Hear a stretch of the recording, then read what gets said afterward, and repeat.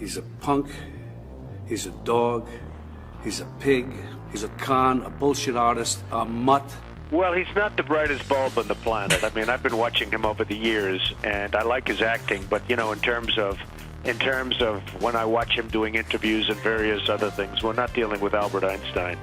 And, you know, he can say what he wants. I want to until my falls off. I want to a horse, and I want to drink its blood. He's a con, a bullshit artist, a mutt, doesn't pay his taxes. I face enormous taxes, city taxes, state taxes, sales taxes, excise taxes, employee taxes, federal taxes, VAT taxes, different countries. It's my job to minimize the overall tax burden to the greatest extent possible, which allows me to reinvest in neighborhoods, in workers, and build amazing properties, which fuel tremendous growth in their communities. It's an embarrassment to this country. It makes me so angry that this country has gotten to this point, that this fool, this bozo, has wound up where he has. Trump has stood consistently and alone against the establishment for decades. Trumpstan has been in opposition to unfair trade that is taking our jobs and destroying our economy. 35 years ago, he paid $100,000 for an ad in the New York Times to oppose the trade and war policies of the multinational corporations, the globalists. So I will have in my race more than $100 million put in of my money, meaning I'm not taking all of this big money from all of these different corporations like she's doing. I asked Hillary, why doesn't she made $250 million by being in office? She used the power of her office to make a lot of money. Why isn't she funding, not for $100 million, but why don't you put 10 or 20 or 25 or $30 million into your own campaign? It's $30 million less for special interests that will tell you exactly what to do. We've already been disenfranchised because you look at what's going on. Because if you think about it, the economy is rigged, the banking system is rigged. There's a lot of things that are rigged in this world of ours. And that's why a lot of you haven't had an effective wage increase in 20 years, folks, and we're going to change it. It helps if you have a billionaire who doesn't need the money of the multinational corporate donors, and he's willing to fight. He has opposed the Republican orthodoxy of so-called free trade and of being the world's policeman, and he has said it to their face. He's called for ending NAFTA, for auditing the Fed, for releasing the secret 28 pages of the 9/11 report. He will stop TPP and TTIP and stop the exporting of jobs. Neocons and those who want to provoke wars for profit for the military-industrial complex are his biggest critics. For all his bluster, he has long criticized American militarism and confronted Jeb to his face on the lies about weapons of mass destruction that were used to start the Iraq War. But most of all, he's not part of the club. Globalists hate him. Multinational corporations hate him, the political establishment hates him, and the warmongers hate him. Well, I'd like to punch him in the face. Somebody who was able to take whatever assets he had and built it into a fortune, which he then dedicated to creating something better for others, namely America. He doesn't need the power, he doesn't need the money, he doesn't need the accolades. This is somebody that we want for president? I don't think so. It's not about the Republican Party or the Democratic Party. It's about the people of America. We will no longer surrender this country or its people to the false song of globalism. The nation state remains the true foundation for happiness and harmony. We will never enter America into any agreement that reduces our ability to control our own affairs. What I care about is the direction of this country. This election will determine whether we remain a free country in the truest sense of the word, or we become a corrupt banana republic controlled by large donors and foreign governments. These WikiLeaks emails confirm what those of us here today have known all along. Hillary Clinton is the vessel, a corrupt global establishment that's raiding our country and surrendering the sovereignty of our nation. This criminal government cartel doesn't recognize borders, but believes in global governance, unlimited immigration, and rule by corporations. It also believes in no borders. Just come on, folks, come on in. Speaking in secret to a foreign bank, again, just revealed, Hillary Clinton said, my dream is a hemispheric common market with open trade and open borders. Well, there go the rest of your businesses, and there goes your country, folks. The corrupt establishment in Washington wants to surrender America's borders, even as they send our troops overseas to protect the borders of foreign countries. We're protecting the borders of foreign countries, but not our borders. A Trump administration will secure control, defend and protect the borders of the United States. Behind closed doors, when she thought no one was listening, she pledged to dissolve the borders of the United States of America. No borders. You don't have borders, we don't have a country. WikiLeaks has given us a window into the secret corridors of government power, where we see a former Secretary of State announcing her desire to end forever the American independence that our founders gave to us and wanted us to have. American soldiers have fought and died to win and keep America's freedom. And now Hillary Clinton wants to surrender that freedom to these open borders, open trade, and a world government. And by the way, we want a government for the United States. We're very happy with it. Today we learned, amazingly, that the Department of Justice fed information to the Clinton campaign about the email investigation. Rudy Giuliani said it.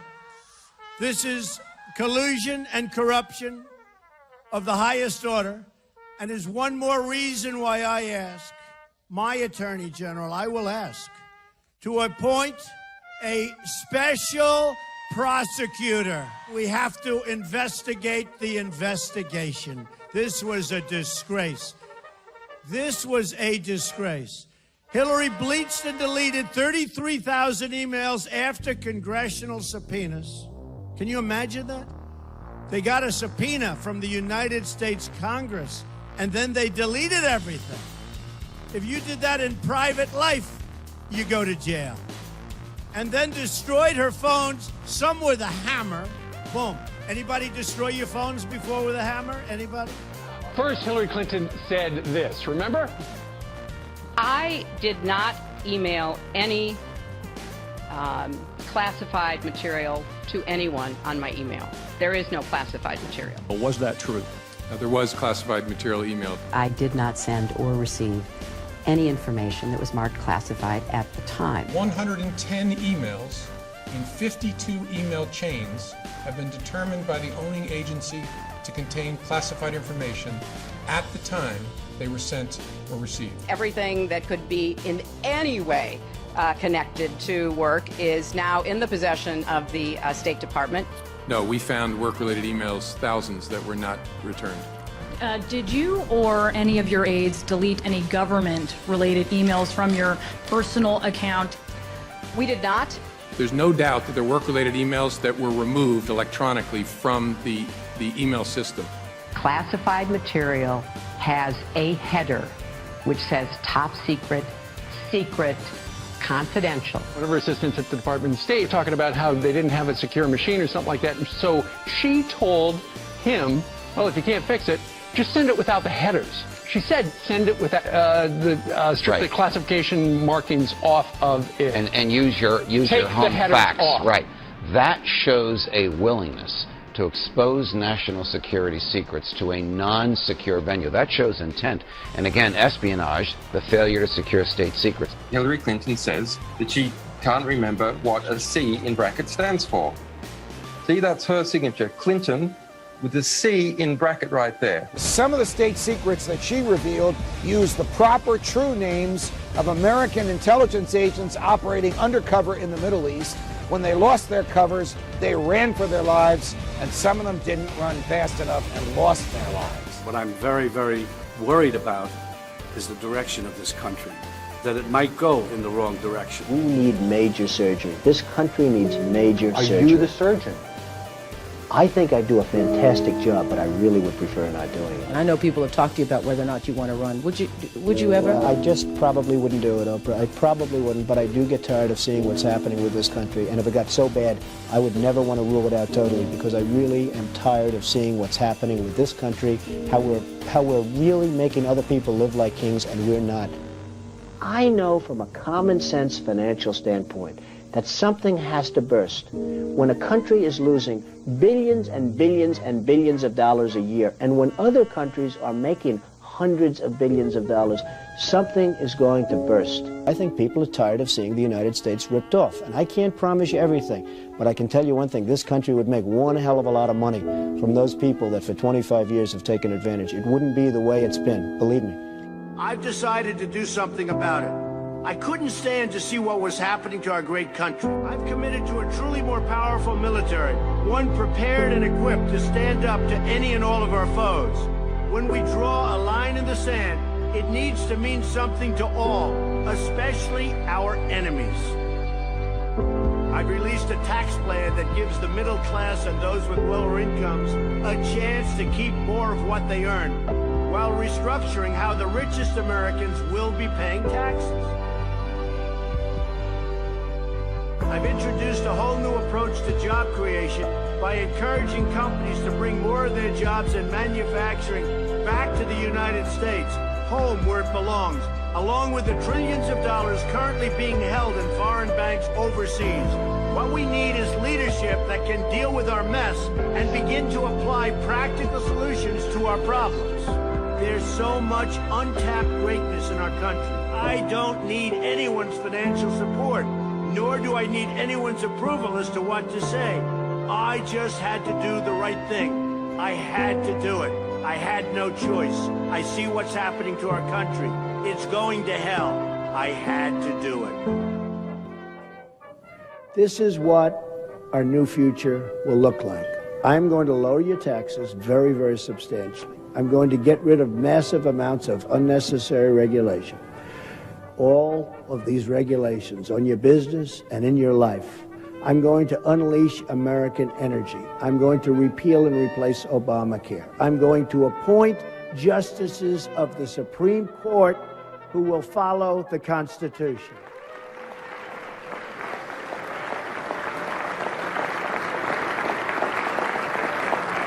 I'm going to rebuild our depleted military and take care of our vets who are treated so badly. In many cases, our vets are treated not nearly as well as people who come into our country illegally. We can't have that. I'm going to save your Second Amendment, which is under siege. I'm going to stop illegal immigration and drugs from pouring into our country and totally poisoning our youth and others. It's a tremendous problem. And yes, we will build the wall. The wall will be built. Mexico, by the way, we look at the trade deficit we have with Mexico. It's massive. The wall is peanuts compared to what we're talking about. And I'm going to renegotiate our disastrous trade deals, especially NAFTA. And we will only make great trade deals that put the American worker first and put the American worker back to work. That includes our miners and our steel workers. They're going back to work. We will rebuild our roads, our bridges, our tunnels, our highways, our airports, schools, hospitals. We'll rebuild everything. American cars will travel the roads. American planes will soar the skies. And American ships will patrol the seas. American steel will send new skyscrapers into the clouds. American hands will rebuild this nation. And American energy, harvested from American sources, will power this nation. American workers will be hired to do the job. We will put new American metal and new American steel into the spine of this country. Jobs will return, incomes will rise, new factories will come rushing back to our shores. We will make America wealthy again. We will make America strong again. and we will make America great again. Thank you very much. God bless you. Thank you. Thank you very much. Thank you. If you care about your future, vote for it.